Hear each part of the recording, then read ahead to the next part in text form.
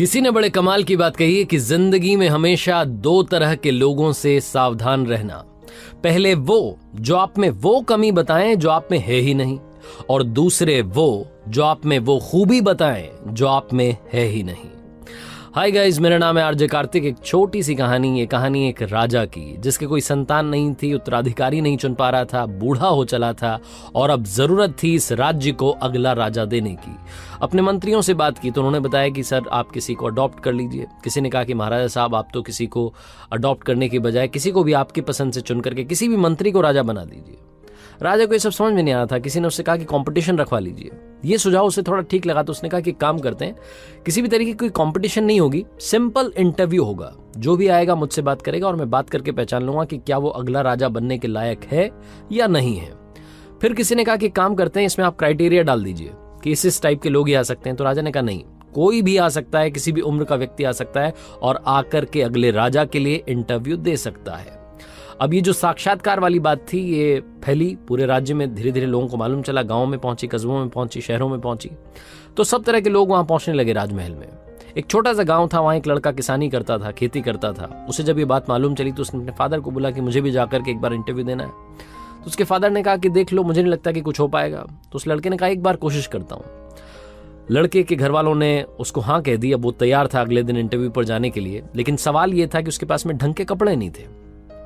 अब जब ढंग के कपड़े नहीं थे तो उसको अंदर से वो घिन आने लगी कि कैसे मैं इंटरव्यू दूंगा, पता नहीं मतलब राजा को जब वो पहली बार मुझे देखेंगे उसके बाद ही उनका इंप्रेशन क्या होगा, वो जम नहीं पाएगा मामला। उसने अपने फादर से कहा कि क्या कुछ पैसे मिल पाएंगे, घर में ज्यादा पैसे भी नहीं थे। जैसे तैसे उसने उधारी करके कहीं से भी जुगाड़ करके एक अच्छा सा जैकेट बनवाया। पुराने से कपड़े थे, फटी सी शर्ट थी, पुरानी सी पैंट थी, उसके ऊपर वो अच्छा सा जैकेट डाला और इंटरव्यू देने के लिए वो जो नगर था जहां पर उनकी राजधानी थी, राजमहल था, वहां निकल पड़ा। रास्ते में जाते जाते सोच रहा था कि क्या सवाल पूछे जा सकते हैं, किस किस के मुझे जवाब देने होंगे। बहुत सारी अंदर, जो कि हर इंसान के साथ होता है जब भी हम इंटरव्यू के लिए जाते हैं, बहुत कुछ माइंड में चल रहा होता है। वो जो नगर था वो आ ही गया था, परकोटा दिख रहा था। तभी उसे एक भिखारी दिखाई दिया जो कि सड़क के किनारे बैठा हुआ था।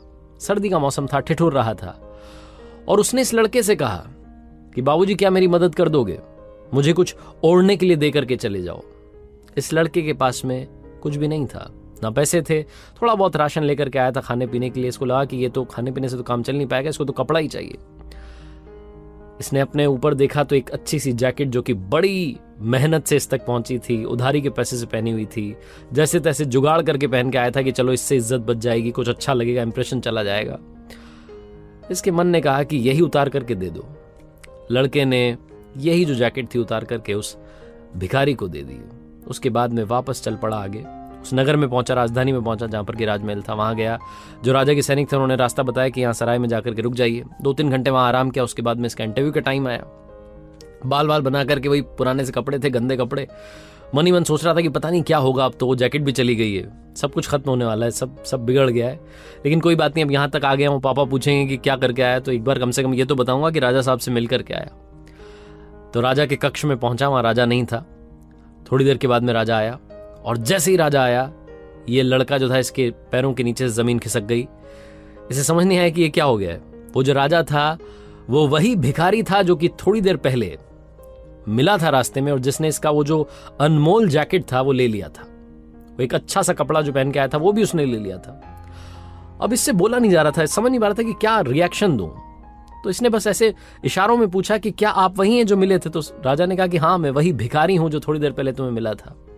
अब इसके अंदर थोड़ी हिम्मत आई। इसने पूछा कि आपने मेरे साथ क्यों किया, ये कौन सी परीक्षा आप ले रहे थे, ये क्या तरीका है, मेरे पास में एक ही जैकेट थी वो भी आपने ले ली और अब आप ही यहाँ पर राजा बनकर बैठे, आप ही राजा हैं। मुझे तो समझ ही नहीं आ रहा कि मैं क्या बोलूं। राजा ने बोला कि परेशान मत रहो, अगर मैं राजा बन के सबसे पहले तुम्हारे सामने आता तो मैं जो बोलता वो तुम कर देते, तुम दुनिया का हर काम कर देते मुझे इंप्रेस करने के लिए और अगला राजा बनने के लिए। लेकिन मैं तुम्हारे सामने सबसे पहले भिखारी बन के आया और मैं तुम्हारे असली चरित्र को, असली कैरेक्टर को जानना चाहता था कि अंदर से तुम कैसे हो।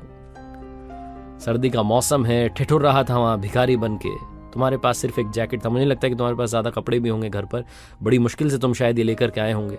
सबसे पहले तो ये जैकेट अपना वापस लो और अब से तुम इस राज्य के अगले राजा हो। तो उस लड़के ने बोला कि आपने तो मुझसे कुछ पूछा भी नहीं, ये कौन सा तरीका हो अगला राजा अनाउंस करने का। तो राजा ने कहा कि मुझे सब समझ आ गया है। जो इंसान दिल से अच्छा होता है, जो बिना किसी स्वार्थ के दूसरे की मदद कर देता है, रिटर्न में जिसको कुछ नहीं चाहिए, और जो अपने पास नहीं है उसके बाद में भी सामने वाले की मदद करने के लिए तैयार हो जाता है, वही इंसान सबसे अच्छा इंसान होता है। इसीलिए मुझे राज्य के लिए ऐसे राजा की तलाश थी जो सबसे पहले अच्छा इंसान हो। इसीलिए मैंने कोई एज, कोई ग्रुप, कोई भी क्राइटेरिया नहीं लगाया था। छोटी सी कहानी है, बहुत बड़ी बात सिखाती है। जिंदगी में हम सब चाहते हैं कि सब लोग हमसे प्यार करें, सब हमें चाहें, हमारे बारे में काफी लोग जानें, लेकिन सबसे इंपॉर्टेंट चीज है कि क्या आप सबसे प्यार करने के लिए तैयार हैं, क्या आप सबकी मदद करने के लिए तैयार हैं। बहुत ही खूबसूरत सा मैसेज ये कहानी देती है। जिंदगी में सबसे पहले बनना है तो अच्छा इंसान बनो। और मैंने कई बार अपनी कहानियों में कहा है कि पैसे तो हम कमाते रहते हैं, जिस दिन दुआएं कमाने लगेंगे शायद उस दिन चमत्कार होने लगेगा। और वो जो कहते हैं ना कि 1% जो है वो बस 1% से रह गए, वो 1% वाली जो कमी है वो दूर हो जाएगी और शायद आप मंजिल के पास पहुंच करके वहां पहुंच भी जाओगे और झंडा बुलंद कर दोगे। आरजे कार्तिक हमेशा आपसे कहता है, कर दिखाओ कुछ ऐसा कि दुनिया करना चाहे आपके जैसा। याद रखिए, हर सोमवार सुबह 9:30 बजे मेरे YouTube चैनल पर, इंस्टाग्राम हैंडल पर, फेसबुक पेज पर देखिए एक नई कहानी।